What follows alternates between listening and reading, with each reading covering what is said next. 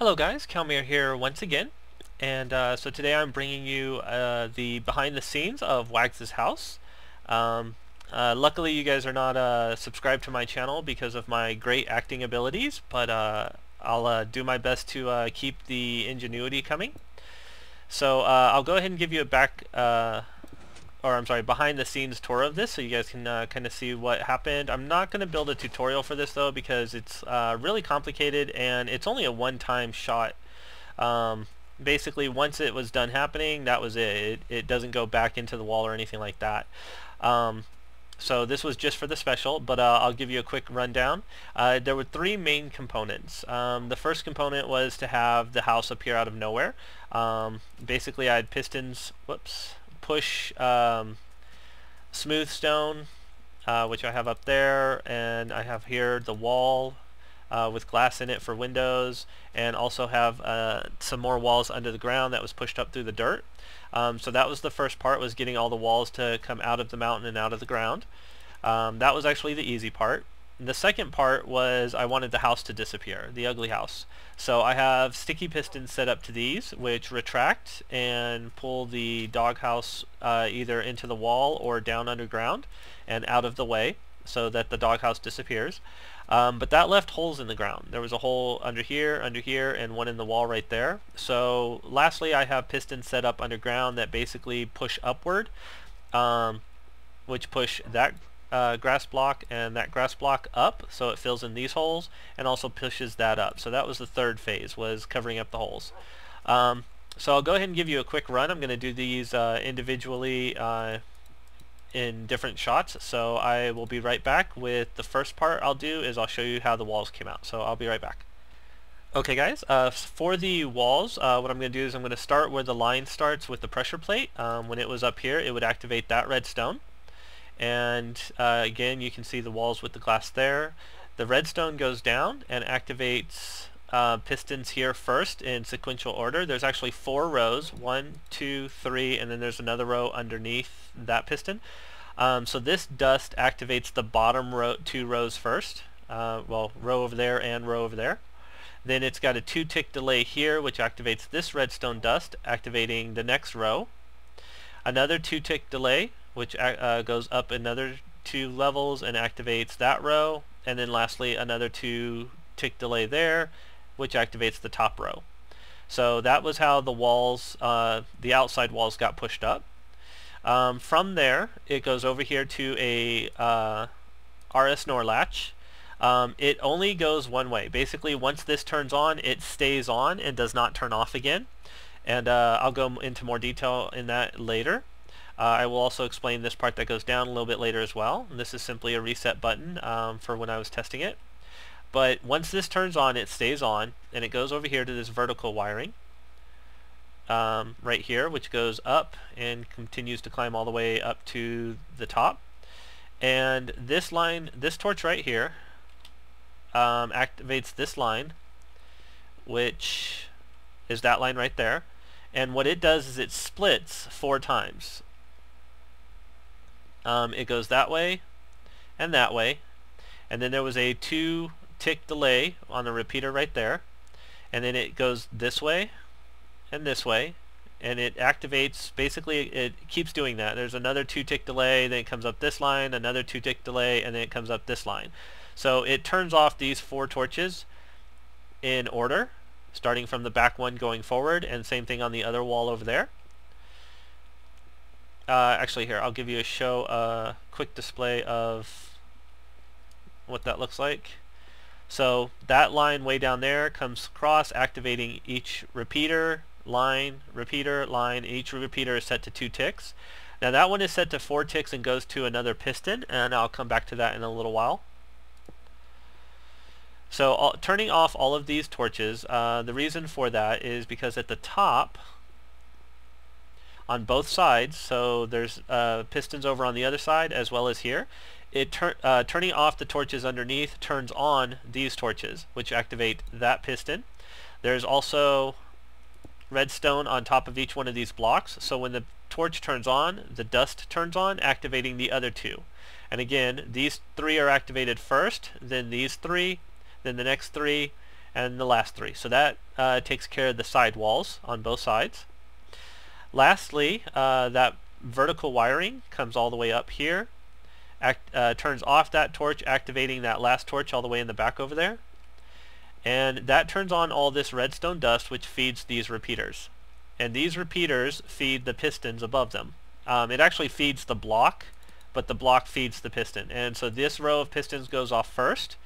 This also shoots, when the power goes through the block, it also activates these repeaters, which activates the next block, next repeaters, next block. So these again are all set to a 2-tick delay. So that one goes, and that one goes, and that one goes, and that one goes. So that pushes the ceiling across. Now all the cobblestone is just spacing. It's basically just filler so that these smooth stones are all pushed out of the mountainside. So that takes care of the roof. So that's how the house was created. So in this next section, I'll go ahead and describe how the doghouse disappears, the ugly doghouse. So I'll be right back. Okay guys, so now I'll explain how the steps all disappeared. I'll start with the top one. So once again, this signal goes down, and as I mentioned earlier, it goes to an RS NOR latch right here. And again, the reason for that is so that once the doghouse is retracted into the wall, stepping off the pressure plate will not switch the signal again. It's basically going to stay on once it's on, and that way the doghouse does not get pushed back out of the wall after all this is complete. So that's the reason I have the RS NOR latch down there. And whenever it comes up the vertical climb back here, this torch lights this path. So this path is basically all set up to the doghouse disappearing. And what it does is first it turns on this switch, which activates that dust right here. So let me go around and I'll show you where that dust leads up to.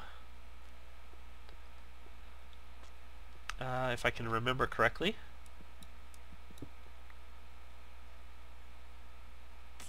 Yeah, right here. Okay, so that dust comes out from that torch, and it would be lit when it's all switched. Comes down and splits into these 2 torches right here.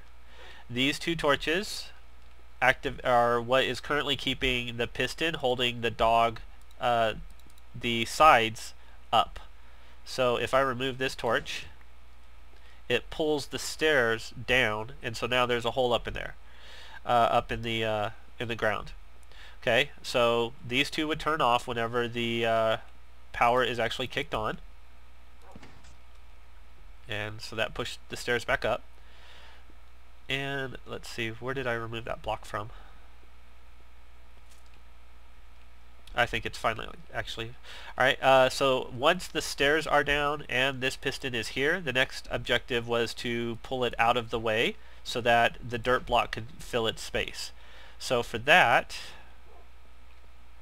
go back up. This torch also lights that dust. So that dust is on a delay, and it goes around to the front and splits, turning off that torch, and there's also a torch on the other side. Let me go show the other side first actually. Okay, so from here that torch is activating those 2 pistons. So when that torch turns off, those 2 pistons retract, pulling the stairs on the top one and the other piston on the bottom one. And the same thing on the other side. The dust, well, okay, so that's why that block was there. Sorry, it's a bit of a maze in here. As you can see, lots of redstone going everywhere. Very cramped corners. And I can't jump over any of this. So I'll just walk around. So again, the block was here blocking this dust from breaking like that. But as you can see, that dust is going into the 2 pistons on this side. So when that happens, again, it's going to pull the stair and the piston that's underneath, and it's going to pull them out of the way, leaving the hole for the dirt. Lastly is the top one. And for that part, I had to break the signal into 3 parts. So first off, it comes off the same torch as the first 2 pistons and turns off that piston, so that pulls the stairs in. On this side, it's got a 2-tick delay, in which case it goes up that side and to behind this piston. So this piston retracts, pulling this piston back with it. So now I have a piston here, a space, and the stairs are still in the wall. So on the other side, that torch has dust going underneath these two blocks, which has a 4-tick delay. So a 0-tick delay, a 2-tick delay, and then this one's a 4-tick delay, which activates this dust. So when this piston is pulled back, this dust is still lit. And so the piston extends, grabbing the stairs, and then also eventually this dust turns off and that piston closes, pulling the stairs back, leaving a hole in the wall right there. So I'll go ahead and disrupt the signal so you can see. Or, well, not see, but hear, and I'll show you. So first that one retracted. No, I'm sorry. First this one retracted, pulling the stairs into the hole. Then this one retracted, pulling the piston back. This was still lit, so it grabbed the stairs, and then it turned off and pulled the stairs back. And as you can see, the piston and the stairs down there got pulled off to the side. So those are out of the way now. Alright, so the last part was filling the holes. So I will go ahead and show you that. I'll be right back. Okay guys, so now I'm going to show you how I plug these holes. So first is the grass. I wanted these 2 grass blocks to be pushed up, and so that actually happens down by the RS Norlatch. This is set to a 4-tick delay, and that one is also set to a 4-tick delay, so it takes a while for the signal to actually get down here. So this is one of the last things that happens. It ensures that the doghouse is moved out of the way before the holes are plugged. Once it's down here, the bottom row, or bottom trail, has no repeater or delay, so it goes off first. The middle layer has a 2-tick delay, and the top layer has a 4-tick delay. So the column of pistons there goes off starting from bottom to top, and another row or column over there as well. And those push up these 2 columns of cobblestone.